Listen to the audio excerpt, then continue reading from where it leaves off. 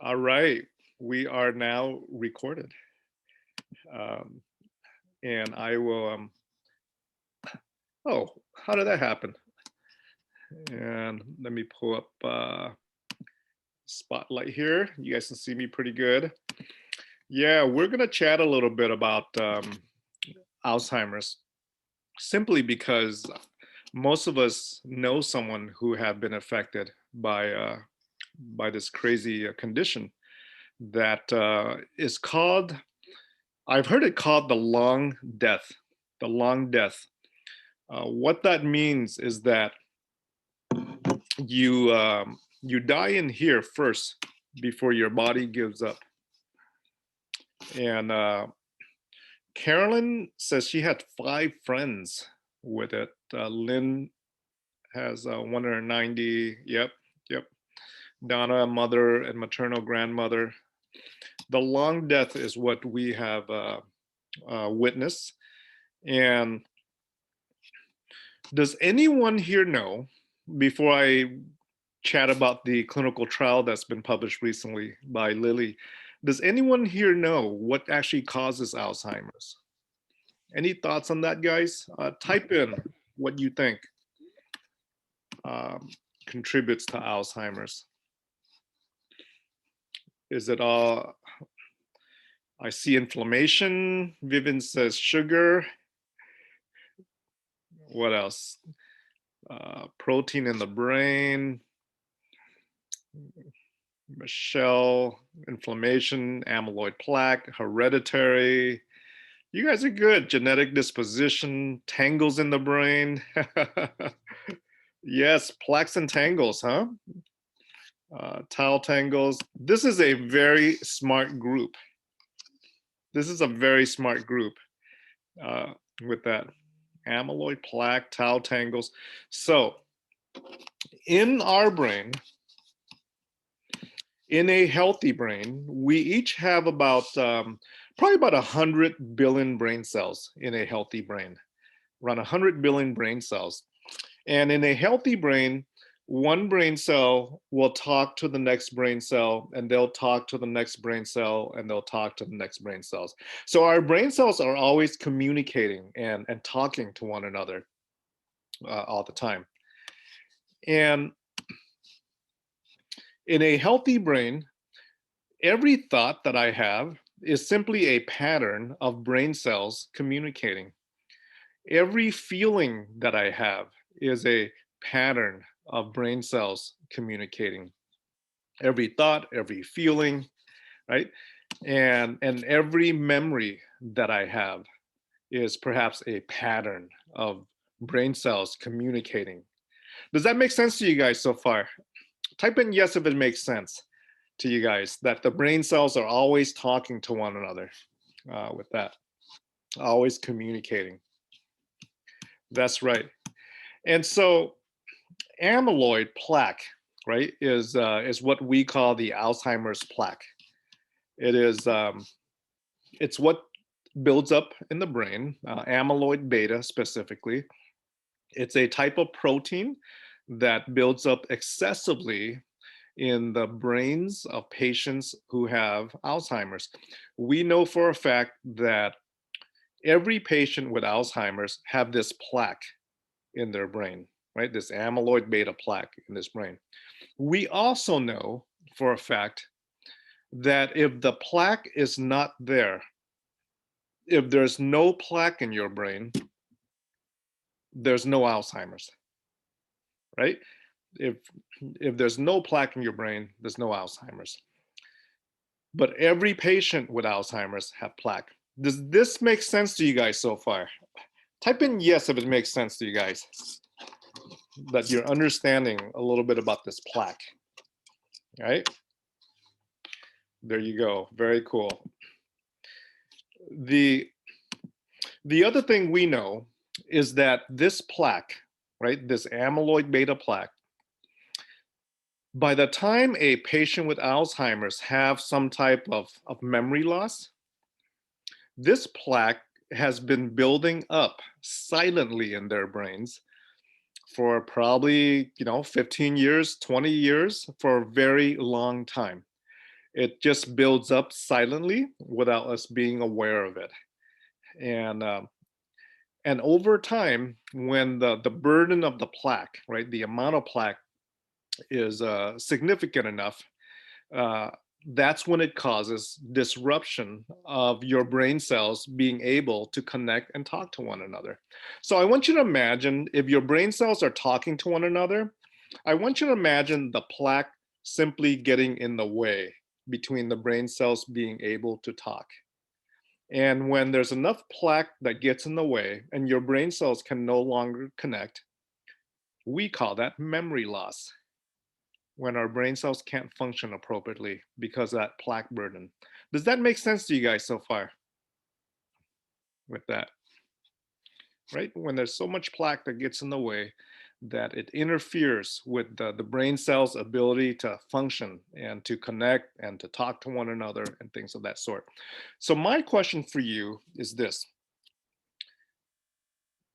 how do we detect the plaque? What can we do to find out if the plaque is there or not there? What do you guys think? How can we detect this plaque, guys? Do a PET scan. Testing. You guys are so smart. Brain scan, PET scans. Pet scam? Right? Yeah, we have a very smart audience here. If you were to ask me this question 10 years ago, what's the best way to confirm that the plaque is there, right? 10 years ago, I may have told you autopsy, right? Would be how we confirm the presence of the plaque. And 10 years ago, it just wasn't a really good prevention program. If we had to wait for an autopsy to identify who's got it and to confirm who's got it or not. But over the last few years, you guys are absolutely correct. We have a brain scan called a PET scan, an amyloid type PET scan, where we inject a medication. That medication goes up to the brain and looks for the plaque. If the plaque is there, the medication just tags it and lights it up on the scan so that we can see it. This is how we can identify the Alzheimer's plaque, right? The other way we can identify it is a lumbar puncture. Stick a needle into your spine, get some fluid, look for the presence of it. Not a fun option at all. Yeah, it is ouchy. That's the way we used to do it before the advance of the brain scans with that. Okay. So not only can these brain scans detect the plaque, the Alzheimer's plaque, the cool thing is that it can detect the plaque when your symptoms are really mild, right? Or when you have no symptoms at all, right? You remember how it builds up for 15 to 20 years silently? In research, that what we do is we are trying to catch and identify these plaques early, when your symptoms are either really mild or when you don't have symptoms. Because what's the point of talking about, prevention and about lifestyle changes unless you can catch the problem early, right? So that you can implement a lot of lifestyle stuff with that. Does that make sense to you guys so far? Is to try to identify this early. Patricia says, what's the difference between Alzheimer's and dementia? So Patricia, dementia is a big umbrella of every condition that has memory loss under it. And so Alzheimer's probably take up about 2/3 of the umbrella, about 2/3 of this umbrella. Okay, so the biggest, the portion or bulk of dementia is actually Alzheimer's. Laline says, is there a blood test for the detection coming soon? Yeah, there isn't a blood test that's been approved yet by the FDA, but there are in clinical trials some blood tests that are being tested now, Lillian. And so as we collect more information and do these studies, If the data looks good at some point, we may be able to have a blood test that's FDA approved, um, which will be really good if we can, if we can identify early these problems, right? So Patricia says, can dementia turn into Alzheimer's? Well, again, Patricia, dementia is really just a umbrella terminology that has, every condition associated with memory loss. 2/3 of that is essentially Alzheimer's. The other 1/3 is having dementia for other reasons. Dementia from strokes, dementia from Parkinson's disease, right? Memory loss from vitamin B12 deficiency, memory loss from hypothyroidism that's not being treated. So many other conditions for memory loss, but that really just take up 1/3 of dementia in general. And whereas the other part, the other 2/3 is Alzheimer's related. Susan says, what kind of panel for blood work? Well, there isn't one that's approved yet, Susan, to check for Alzheimer's, although again, it's in the works currently. So I got a question for you guys, and this is an important question. Now that we know that this Alzheimer's plaque, right, that builds up this amyloid beta that builds up in the brain, beta amyloid is associated with Alzheimer's. My next question for you is, what causes plaque production? What causes plaque production? What are the factors that can lead to Alzheimer's, that puts us at risk for Alzheimer's? Any thoughts on that, guys? Let's see, I see lipids, I see inflammation, high blood pressure. Very good. What causes? Diet. What kind of diet? Lawton lifestyle, inflammation, bad lifestyle choices. Very cool. Very cool. There are probably over, if I had to think about all the different identifying factors that lead to, Alzheimer's, there's probably over 30 different factors, guys, that can lead to Alzheimer's or put you at risk for Alzheimer's. Rather than telling you all 30 different things, right? Because I probably don't remember half of them. Um, I can categorize these 30 plus factors probably into three different categories. Probably into three different categories. I call them like buckets, right? Three different buckets that kind of catches, right, the plaque and causes plaque production with that. The three buckets. Okay, does everyone have a piece of pen paper to take notes? Hold up your note-taking pen and paper. I'm going to take a look at it. Let's take a look here. Holy moly. Okay. All right. Are we ready here? I'll give you 30 different, three different buckets, right, that lead to plaque production that we're going to chat about here. And so that's all you need to remember is three buckets because I don't remember the rest. Okay. Yep. Genetics is a underlying risk. Yes, genetics is an underlying risk. What you should know about genetics is this: having the gene, right? Having the Alzheimer's gene, and there's a number of genes. The most popular one is the ApoE4 gene.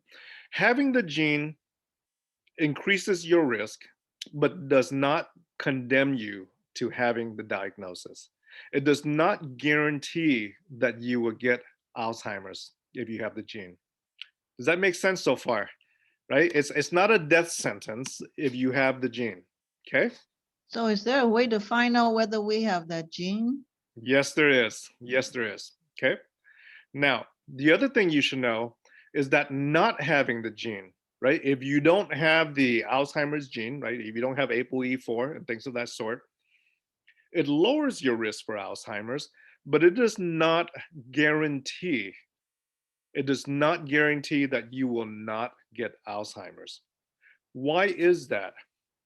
It is lifestyle, guys. Lifestyle plays a more important role than the gene itself. What we eat, what we drink, right? The different lifestyles that we have play a more important role than having the gene itself. Does that make sense to you guys? Type in yes if it makes sense. Right? Type in yes if that makes sense. That very cool. My microphone is low. All right. Can you guys hear me now? Okay. All right. Cool. So the three buckets that lead to a higher risk of Alzheimer's, right? To a higher risk of plaque production. Bucket number one. Bucket number one is the circulation bucket. Circulation bucket. I'll type it out for you as well. What that means is that any condition that causes poor circulation to your body can also affect circulation to your brain as well and increase the risk of Alzheimer's. If I took 10 patients with Alzheimer's, eight of those 10, right? Eight of those 10 have high blood pressure. Why is that? Because high blood pressure affects the circulation. It's a circulation problem, right? If I took 10 patients with Alzheimer's, four of those 10 have diabetes. Four of those 10 have diabetes. Now, when we think about diabetes, guys, we don't think necessarily about circulation. The first thing we think about is high blood sugar, right? High blood sugar. But let me ask you a question. Why do diabetics die? What kills a diabetic patient, right? What causes a diabetic patient to pass away? Circulation problem. Yes, diabetics pass away from heart attacks and strokes, right? Diabetics pass away from basically circulation problems. The end result of diabetes is circulation. The high sugar damages the circulation.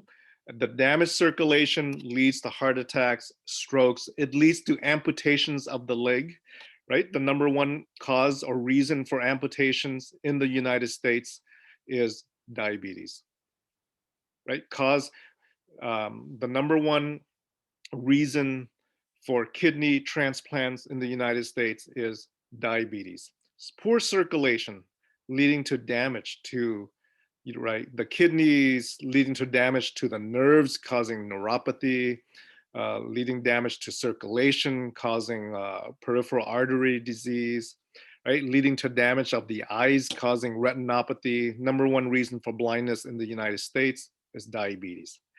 End result of diabetes, poor circulation. Does that make sense to you guys so far? Type in yes if that makes sense to you, right? So, so diabetics have a higher risk, much higher risk for Alzheimer's than non-diabetics. Okay, circulation problem. So 10 patients with Alzheimer's, 8 have high blood pressure, 4 have diabetes, 3 have heart disease, and many have high cholesterol. Why is that? Because cholesterol messes up your circulation, right? Clogs up the circulation. So that's bucket number one, guys. It is the circulation bucket. Anything that causes poor circulation to your body leads to high risk for Alzheimer's. Okay, bucket number one. Bucket number two. Bucket number two is the inflammation bucket. Inflammation bucket. Okay, inflammation, good or bad? Good or bad, guys? I see a bad if too much, bad. Really, lots of bads, huh? Bad with like 3 A's and 4 D's with that. Lawton says it depends. Okay. Yes, yes. So how many of you guys have had the flu before? Anyone ever had the flu before? What is one of the first symptoms of the flu? Does anyone know? What is one of the first symptoms of the flu? Elizabeth, fever. Yes, yes, fever is one of the first symptoms of the flu. Did you know that a fever is simply inflammation? That's all it is. Right? A fever is simply inflammation. And it's when your body heats up, right? And it heats up because your immune system detects the flu virus. And so it's now attacking the flu virus. And in the process of your immune system attacking a bad guy, whether it's a flu, a bacteria, a fungus, a toxin, right? Something that should not be there, right? The immune system attacks it, the fight is on.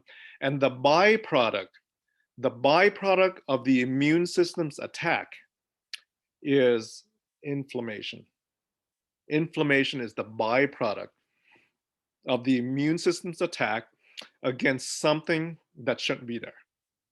So that's not necessarily a bad thing, right? Having a fever, not necessarily a bad thing. It's just your immune system fighting the bad guys. But my question to you is this: what if you had this fever every day of the month? Is that a good thing or a bad thing? Right? If you had a fever every day of the month. That's right, bad, bad. So what is bad, guys, is chronic inflammation. Long-term inflammation is what is bad, right? A one-day fever, fighting a virus, no big deal. A fever every day is like going to battle, going to war, and having friendly fire. You're trying to shoot the bad guys, but you're accidentally shooting the good guys, right? Having friendly fire in a war. And that's chronic inflammation because you're shooting everything every day. And so you're trying to get the bad guys and you're harming your own body as well. Does that make sense to you guys? That the problem here is chronic long-term inflammation, right? Now, did you know that most health conditions today, most diseases that we have, is somehow connected to inflammation, right? Name me any organ system in our body, right? Any organ system in our body, name me a few different conditions in that organ system, and I can connect it somehow to inflammation. Take, for example, the lungs, right? Your lungs. What are some conditions of the lungs, guys? Type out some conditions of the lungs. What are some health conditions, some diagnosis, right? Anything that ends with itis. Yes. Asthma. Yes, asthma is simply your immune system fighting something that it has been exposed to, whether it's exercise-induced asthma, asthma from cold-induced asthma, asthma from smelling a perfume, right? Your immune system doesn't like it. It creates inflammation, which creates mucus production, which causes you to start wheezing, right? So asthma is simply, the wheezing of asthma is simply symptoms of inflammation. COPD is simply inflammation of the alveoli sac. Bronchitis is simply inflammation of the bronchial tubes, right? Cancer is pro-inflammatory. Cancer, whether it's lung cancer or other cancer, it loves to live and thrive in an environment of inflammation. Pulmonary fibrosis, that's right, right? So, so we've mentioned the lungs, we've mentioned asthma, COPD, bronchitis, emphysema, several different diagnoses of the lung, one underlying theme. They're all linked to inflammation. Interesting, isn't it? Name me another system of the body. How about your GI tract? What are some health conditions of the GI tract, guys? What are some health conditions of the GI tract? Elizabeth says colitis. Yes. Have you heard of ulcerative colitis? Ulcerative colitis is simply inflammation. Yes, it's simply inflammation of your colon. Have you heard of Crohn's disease? Crohn's disease is simply inflammation, that's right, of your intestines. Have you heard of, let me see, that's inflammatory bowel disease. IBS. IBS is when your GI tract gets irritable and can be induced by inflammation as well. Acid reflux is simply inflammation of your esophagus or your stomach caused by too much acid that's being produced. Diverticulitis is simply inflammation of the diverticular sacs that lands in your colon, right? Hepatitis simply means inflammation of your liver. Pancreatitis simply means inflammation of your pancreas. Reflux we mentioned. Are you guys starting to see a trend between diagnosis and inflammation? Are you starting to see a trend here? And that's just the GI tract, right? That's just the GI tract with that. Cankersaurus, yes, is an inflamed uh, area as well, definitely. So we went through the pulmonary system, we went through the GI system. They're all, everything we mentioned is inflammatory induced. It is inflammatory induced. What about another system? What about your skin? What are some health conditions of the skin? What are some health conditions of the skin, guys? Acne, right? Inflammatory induced. Eczema is inflammation of your skin. Psoriasis, inflammation of your skin. Dermatitis, inflammation of your skin. Yes, yes, yes. Hives is basically an overreactive immune system, all right, causing rashes. Psoriasis, yes, inflammation of your skin. So everything we've mentioned is inflammation induced. Athlete's foot is a fungus. It is a fungus infection, right? So we went through the pulmonary tract, the GI tract, the skin, right? Arthritis.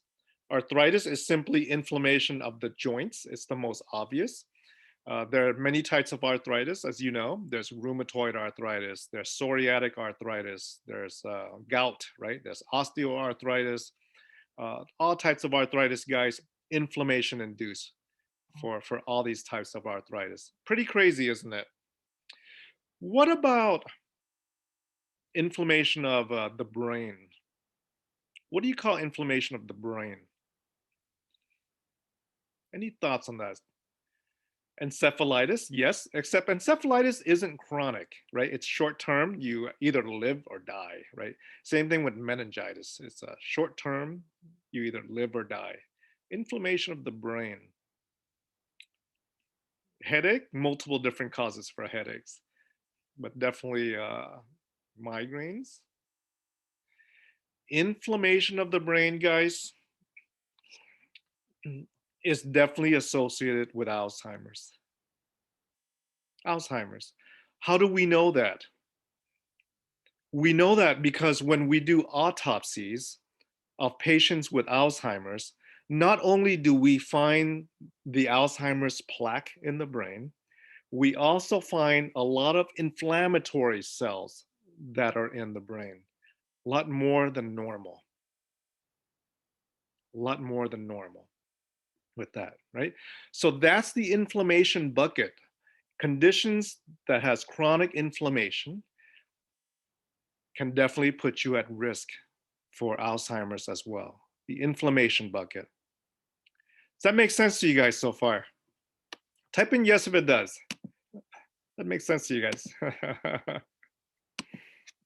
Right? That's bucket number 2. Right? By the time we're done with bucket number 3, we might as well kick the bucket. Or hopefully not. Right? Sorry, bad jokes for a April Fool's Day. Bucket number 3.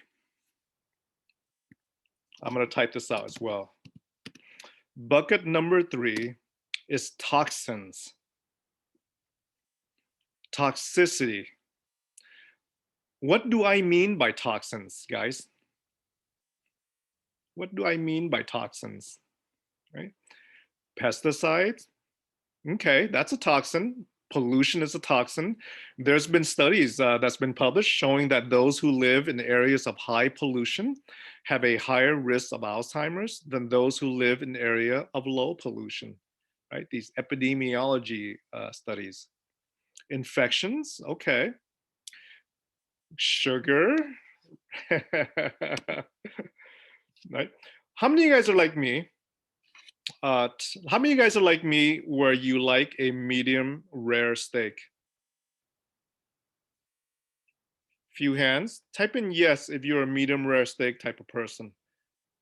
Right? Well, we got a few here. Alan. Okay. Got a few here. Patricia says very rare. Rare. Let me ask you this, guys.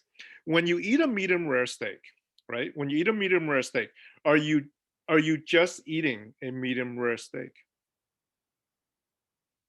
When you eat a medium rare steak, are you just eating a medium rare steak? Sashimi, yum, right? What else are you eating? Ooh, Elizabeth says you're eating what the cow ate. Yeah, good point. What do we feed our cows? What do we inject into our cows, guys? Right? Hormones? Hormones. Yes. Why would we give our cows hormones? Steroids, antibiotics. Get them bigger and fatter. For more profits, right? Yep. And faster. Grow faster, bigger, fatter, more profits. That's right. When you're eating a medium rare steak, you're not just eating a medium rare steak, are you? You're eating hormones. You're eating antibiotics that are pumped into this cow, right, throughout their lives. Because who wants a cow that gets sick and die early? So we pump antibiotics into our cows on a regular basis just to have them stay healthy and not get infected. When you're eating a medium rare steak, you're not just eating a medium rare steak, are you? You got hormones, you got antibiotics. What about the grass that the cow ate? How do you know that the grass was not sprayed? Does it tell you on the label when you buy it? It doesn't tell you on the label whether the grass was sprayed or not, right? How do you know you're not eating some pesticides and herbicides and insecticides? You're eating what the cow ate. You're eating what's pumped into the cow, right? And I want you to think about this, guys. I want you to think about this. Here you are digesting this awesome steak, right? This awesome medium rare steak. And into the bloodstream is floating hormones, antibiotics, pesticides, right? What does your immune system do when it sees these things floating around in the blood that should not be there? What does your immune system do? Right? That's right. It fights it, it attacks it. The immune system fights whatever it does not recognize. The immune system fights whatever it does not recognize, right? And so in the process of this battle, where your immune system is attacking all the stuff that is floating in the bloodstream, right, from the red meat that you ate, in the process of this battle, what is created, guys, in the immune system's fight? What is created?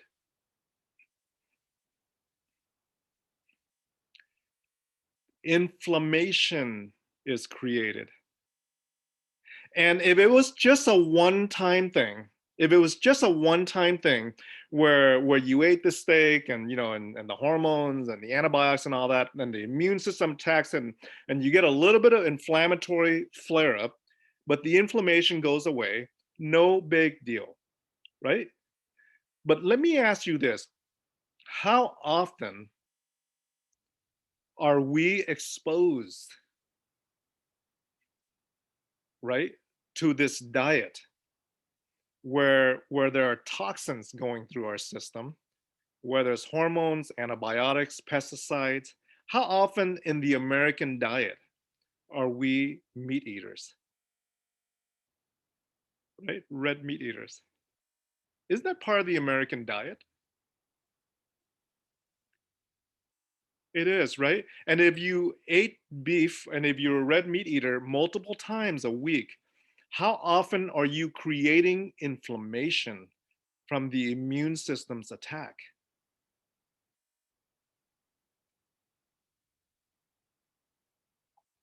Right? Hamburgers, nitrates, right? We create chronic inflammation simply from our diet, simply from the food that we eat, right? We create chronic inflammation. And so, what I'm really saying, guys, is that we eat ourselves to our diagnosis, right? We live a lifestyle that is a pro inflammatory lifestyle. We eat ourselves to our diagnosis.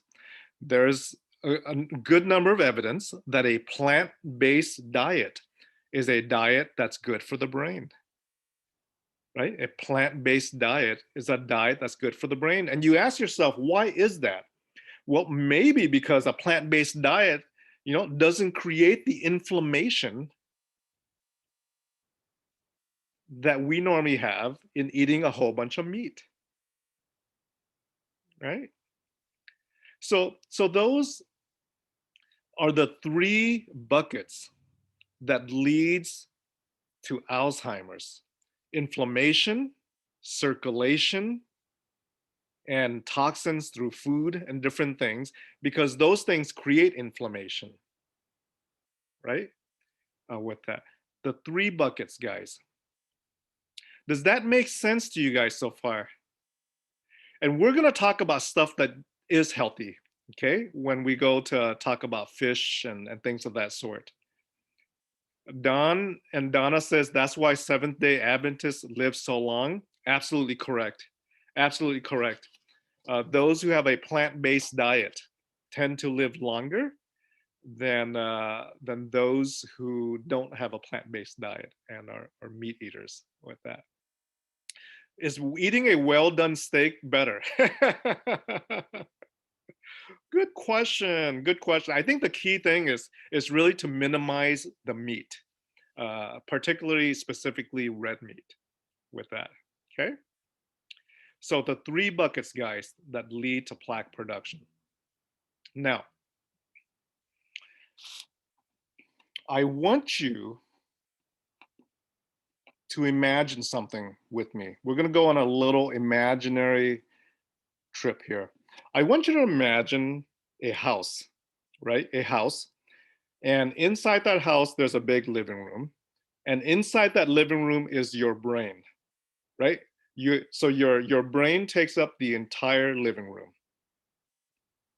And on top of that house is a roof that protects the house, right? There's a roof that protects the house. And I want you to imagine that outside it's raining. It is raining outside. But it's not normal rain. It is not normal rain. It is the rain of red meat. It is the rain of high blood pressure. It is the rain of diabetes, the rain of obesity, the rain of toxins, the rain of poor circulation. What happens to the roof over time as the raindrop keeps hitting it? What happens to our roof over time, guys, as this toxic, damaging raindrop keeps hitting it? Liz says it collapses, it leaks, it rots, it begins to leak, it weakens. Yes, yes, yes, yes. So in the beginning, maybe it's just one leak. Maybe it's just one leak initially. And then over time, as the rain continues, it's two leak, and then three leak, right? In the beginning, your memory symptoms are really mild, right? Memory loss is just forgetting a name, forgetting a word. And then over time, right, you forget to turn off the stove. Over time, you forget that the keys should not be put into, into the refrigerator, right? In the beginning, it's only a few leaks, but the leaks continue over time. So this is what happens in the office. This is what happens in the office as an internist. I've been taking care of patients for like 20 years, right? In the office. A patient would come to me, or oftentimes the family member brings in the patient to me, and they say, doctor, I have memory loss, or my loved one have memory loss, right? And I open up their medical records. I open up their medical record, and what do I see? I see multiple holes in their roof. I see multiple leaks in their roof. I look and I see diabetes, I see hypertension, I see lack of exercise, I see circulation problems, right? I see the wrong diet. And it's like, wow, okay, you have memory loss, but the damage is done. There's multiple holes in your roof already. I mean, what can I plug up first to try to stop this? It's like trying to stop a running train running at 100 miles per hour. It's almost impossible with that. This is why Alzheimer's is an epidemic. We are catching this condition when the damage is already done with multiple leaks in the roof. This is why people are dying from this. We are not catching this when there's only 1 or 2 leaks in the roof. By the time a patient comes to their doctor to complain about memory loss, there are already multiple holes in the roof. The roof has already been damaged. Does that make sense to you guys so far? Type in yes if that makes sense. Type in yes if that makes sense to you guys. Right? Heck yeah. This is why Alzheimer's is the 3rd leading cause of death in Orange County, right after heart disease number 1 and cancer number 2. We are catching and identifying this condition way too late, guys. Way too late. So what is the solution to this? How do you solve this? Right? How do you solve this? You solve this by going all the way to the front of the disease, all the way to the front of the disease. When your symptoms are only mild, or when you have no symptoms, and what you do is you protect your roof during that time. You protect your roof during that time. That's what you do to fix this. You got to protect the roof early, right? And it's never too late to protect your roof. You can do it at any time, any stage, but it's most effective when you can protect your roof, when you can still go on a Zoom call with me, right? That's the best time to protect your roof. Why wait till the damage has occurred? Does that make sense to you guys so far? All right, who wants to learn how to protect their roof? Some evidence-based stuff on how to protect your roof. Type in yes if you're ready on how to protect your roof. Right? Type in yes. All right. Excellent, excellent. I'm going to teach you how to protect your roof here. Is is Dr. Kate here? Kate, are you still here? I don't. I'm here. Sorry. Oh, yeah. Hold on. Let me see. Where are you?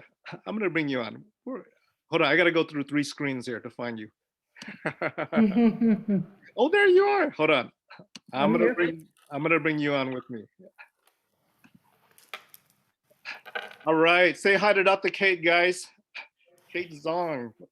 Hello. So, why am I bringing Dr. Kate here? First, because she's cool. Second, No, I'm not as cool as you are. Come on, let's face it. But thank you. She's super cool.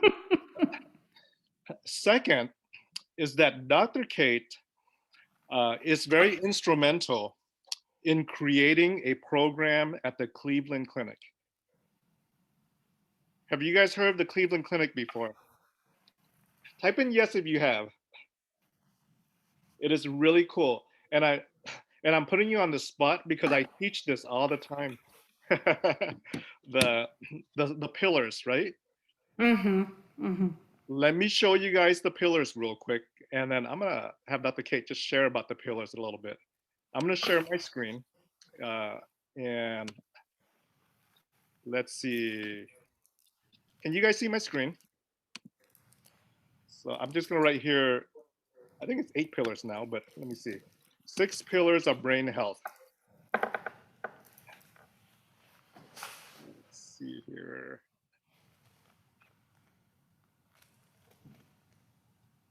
Boom.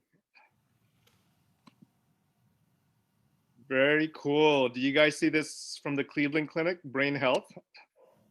Yeah, there are at least 6 pillars of brain health, types of activities that you can do to improve your brain and to improve and reduce the risk of Alzheimer's. Healthybrains.org is a good site, and so I'm so glad that Kate's here because I would love for you to share with our folks here about the 6 pillars. I think that'd be awesome because you have the founder of the 6 pillars here, guys. Isn't that super special? You don't get that anywhere else other than a Zoom lecture on a Thursday night on April Fool's Day. So Well, thank you very much. You're so kind. This was really exciting. My first time to join the group. I see we have about 60 people on the call. So, really one of the pillar of the 6 pillars for brain health is to keep your brain active and to continue to stimulate your brain. That's one of the very effective way to stay sharp and stay brain healthy. So by being here tonight, listening to this great talk, I think you are actually making a great effort to keep your brain sharp.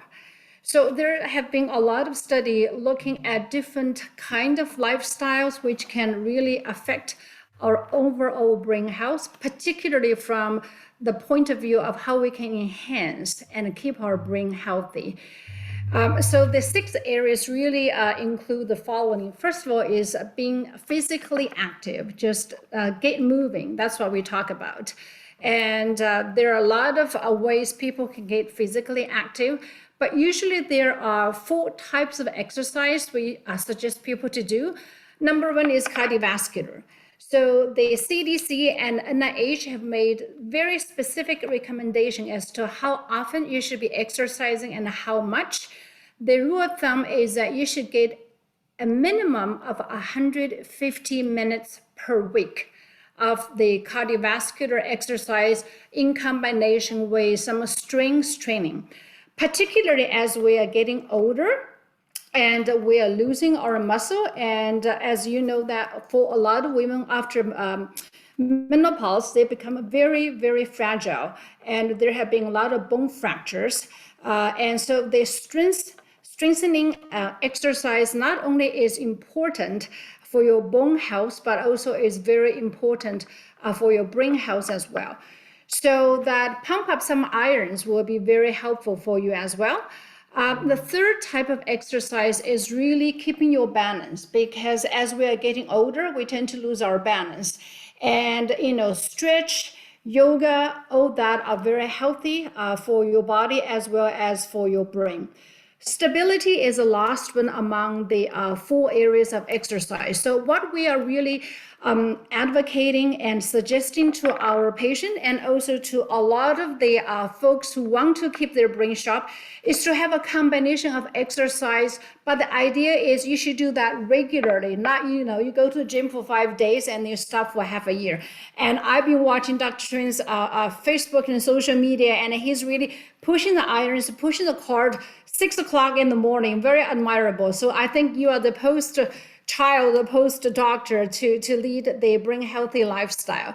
So that's really about physical exercise. I'll go very quickly. So another one is really, as you were saying earlier, we eat to what we are our diagnosis. So that we need to be very vigilant in terms of what we eat, because after all, we are what we eat, isn't it? So you mentioned about earlier in terms of a plant-based diet. And for the prevention of Alzheimer's, one of the, there are two types of diet. One is Mediterranean. Obviously, it's very broad. That is really looking at the olive oil and salmon and different fish, and very rich in antioxidant. Another type of diet, which was studied quite thoroughly by us here in US, is called MIND diet, which has quite a bit of overlap with Mediterranean diet. But one thing about MIND diet is that it actually promotes poultry, so some healthy white meat, not red meat, and a moderate amount of alcohol, red wine in particular, is also good for brain health. Third part is social engagement and stay connected. We know that during the COVID, a lot of people have felt quite isolated. That really has exacerbated not just depression, but dementia as well. Dr. Chen has talked about the circulation issues and cardiovascular. So that is very important. If you have diabetes, if you have hypertension, or if you're a smoker, that's another major risk factor for dementia. So that really check your blood pressure regularly, stabilize your medical condition, and also that really maintain a healthy physical lifestyle that is really beneficial for your brain health as well. So I think that, this is really Cleveland Clinic, a 6-pillar, but now one of the very widely used resources for brain health is by AARP. So AARP in the last 5 years has really made a great stride in terms of educating the public. Obviously their members, and then they also have adapted the Cleveland Clinic 6 pillars of brain health. So if you go to AARP, so there is a whole section called AARP Global Council on Brain Health. I'll send the link later. So in that particular section, we publish guideline on a regular basis. So there are about 7 areas in terms of what you should be doing: physical exercise and brain health. Sleep, pardon me, there's another thing I didn't mention. Sleep is critically important. During the sleep that we actually clear the toxic protein, the plaque. So if you don't get enough sleep, you don't have a good quality of sleep, that's another major risk factor for dementia as well. So anyhow, if you go to the AARP website, there is sleep, there is music, there is social engagement. So, and also just as recent as last week, we have published the COVID and brain health. So, and it's obviously very timely in terms of how COVID has affected our overall brain health and what we suggest we can do. Because although that as I see, many people got vaccinated, but COVID will be here to stay. So that there are many ways, different strategies as what we can do to combat that. So to help us to stay healthy and stay sharp.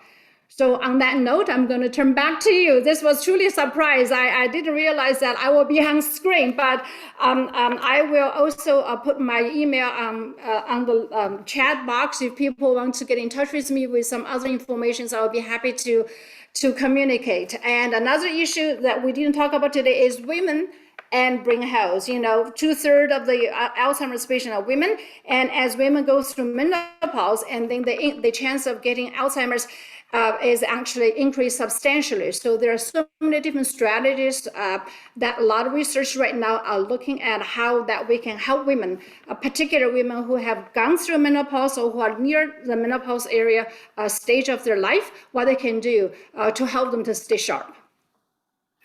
I'm going to turn that back to you. Thanks so much. And by the way, that is a surprise for her, because I had no idea, but thank you. Welcome to our lectures. Thank you. Yeah, I never have any real true agenda when I come on here, and so I was like, who can I pick on a talk today? I'm just kidding. Thank you so much, Kate. Appreciate it. Pleasure. Oh, folks are already saying, can we have her come back to talk about women and brain health some more? Yes.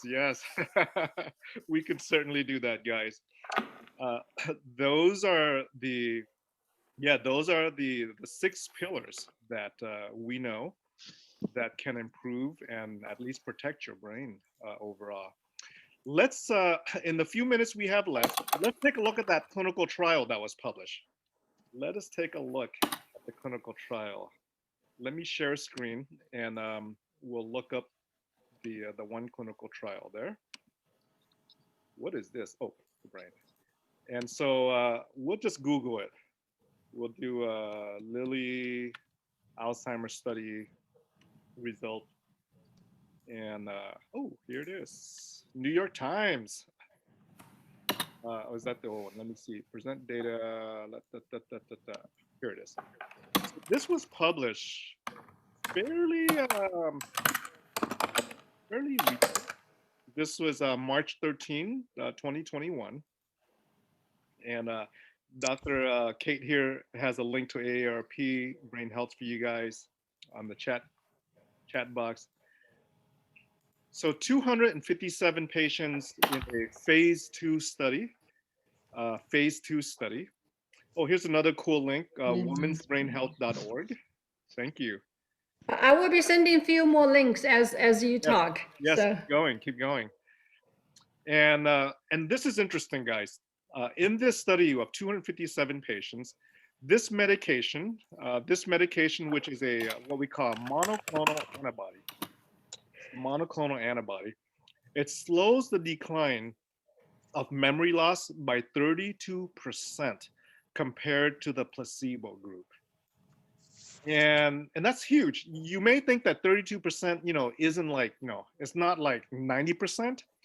But if you can get a loved one, a family, and a neighbor, right? If you can extend their years, their memory by additional 4 or 5 years, right? When they're in their 70s, when they're in their 80s, if you can extend or slow down the decline by just a few years, think of the quality of life of that person that can that can be given back by just slowing this down by this amount. And it's also interesting here, it says it also completely removed the Alzheimer's associated protein, that's the plaque, right? The Alzheimer's plaque from the brain of the majority of patients who received it, this medication. Talked about the amyloid plaque and all that. So this, how many of you guys are excited about this news?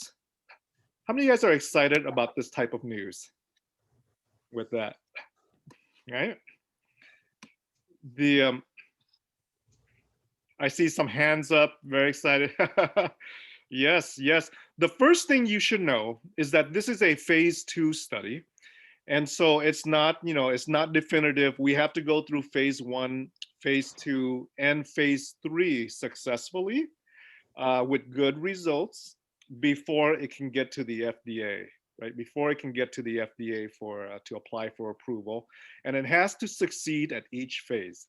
It has to show that it's effective in slowing down memory loss. It has to show that it can remove Alzheimer's plaque. And in this phase 2, it was successful in those two things. But now it goes to phase 3. Right? And in phase 3, more patients are enrolled. A larger number of patients are being tested and evaluated, and it has to succeed in that. But I'm really excited because, as you know, we don't have anything on the market to do anything with this plaque. We don't have anything on the market that's FDA approved to remove plaque, to prevent plaque, to stop plaque, to reverse plaque. And so I'm here to let you know that there's hope. There's hope. We don't know if this specific medication is going to succeed eventually, but we know it's succeeded now in phase 2. How many of you guys are interested in being part of a clinical trial in a study like this, right? If you were given the opportunity, type in yes if you're interested in these types of opportunities, right? Yeah. So I know a good number of you are. If you live near my office in Irvine, right? If you live near my office in Irvine and you're interested to see if you're a candidate, right? If you're a candidate for these clinical trials, just give us a call. Just give us a call. And yes, you need to qualify. You need to qualify. I'm going to put our office address here for you. I mean, not address, phone number. And you can just take down our phone number. If you live somewhere in Southern California, but close to Orange County or in Orange County, just give us a call and just say, I want, a chat with Dr. Trin, right? A virtual online chat with Dr. Trin to see if I may be a candidate. Oh, I'm sorry, you're in Texas, Dorothy. But just give us a call, and then we'll see if you are a candidate or not for these clinical trials that we offer. Okay, and if you are a candidate, then we typically will send you to get these PET scans, these brain scans, to see if the plaque's there or it's not there. If the plaque is not there, then I can say, you can take Alzheimer's off your list of worries. Right? I can give you reassurance if there's no plaque, but if the plaque is there, then I can tell you that we caught it early. And we caught it early because you're sitting here having a conversation with me, right? That's considered early. And that's when you may have the opportunity to be a candidate. Mabel, it doesn't cost anything. It doesn't cost anything to participate. What makes you a candidate? It depends on the clinical trial. Every clinical trial has different criteria, some age criteria and memory testing criteria and health criteria. So yes, Richard, if you finish one trial, you can join another. Yes, you can do that. Sometimes there's a little period of time that you have to wait between trials, but yes. But anyway, you guys have my number, right? And you can simply just call our office and do that. Justin says, how long did it take in phase 2 study to completely disappeared? Most of these studies, it varies. Most of our studies are between 2 years to 3 years to 4 years. But from the data that we've looked at, it can take up to probably between 1 to 2 years. Is that about right, Kate? To remove a lot of this plaque is what we're seeing. Yes. I think depending on the design of the protocol, yes, on average. On average, yes. 1 to 2 years to remove that. How long would a phase 3 take? Yes, phase 3 would take more than a year. Most of our studies run about 2 years or a little bit more than 2 years because we want that time to monitor and to make sure that your memory, how it's doing over a period of 2 years or so at least. And then we want to do, before and after brain scans to compare and things of that sort. But welcome to the world of hope, guys. Hope is where you can find hope for Alzheimer's in clinical trials, because it's the only area where we're trying to remove plaque and things of that sort outside of clinical trials, right? But what's even better than clinical trials, and I want you to supplement clinical trials with it, is to live a lifestyle that reduces inflammation, reduces circulation problems, reduces toxins, right? The 6 pillars of health. You can do that now. You can start that now, guys. And Dr. Trin, yes. how can we have access to your recording? Oh, I'm recording this now. And so what I'll do is I'm going to put it on a YouTube link, and I will send you the link later on, maybe in a few days or so. It'll be a private link. It won't be public, but you can have access to it. So you can go back through the material. Okay, thank you. You're welcome. All right, guys. Did you guys learn something tonight? Yes. Oh, yes. Type in yes if you learned something tonight. Very cool. Yeah, I like the example that you gave about the house and the brain, and that was really good. Yeah, I'm glad. I just kind of made that up. So anyway, I hope it helped. The roof is leaking. The roof is leaking. Yes, yes. How many of you guys would like Dr. Kate back on sometimes? I've just recruited her.